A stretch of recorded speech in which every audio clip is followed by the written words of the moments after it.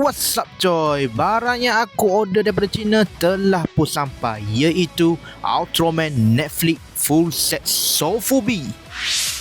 Untuk suit pertama adalah Ultraman suit yang ni klasik original. Di sebelah dia adalah Taro suit. Yang paling besar dalam set ni adalah Jack suit. Hui, dah macam Hulkbuster aku tengok. Tapi sayang tak boleh berdiri dengan elok. Hui, seterusnya adalah Seven suit. Dalam ini best dia main pedang. Sebelah Seven adalah Ace suit. Yang ni Sofubi fully paint. Last kali melengkapkan Ultra Brother adalah Zofi suit. Design dia boleh tahan, not bad. Jadi inilah dia Ultra Brothers Ultraman Netflix Sofubi. Kalau korang nak tahu, untuk Sofubi Netflix ni, ini je yang ada. Watak lain macam Ultra Woman Mary, Kaiju, Ultraman Type C suit masih lagi tak ada.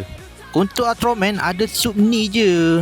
Tapi okey lah kan daripada tak ada kan. Yang ni handsome ke apa? Cantik kot. Bagi aku lagi elok dia orang keluarkan Ultra Brother ni. Nampak tak? Full set macam ni memang nampak cun. Kolektor Ultraman yang tak ada lagi Sofubi Ultraman Netflix ni, aku sarankan grab cepat-cepat sebelum harga mahal.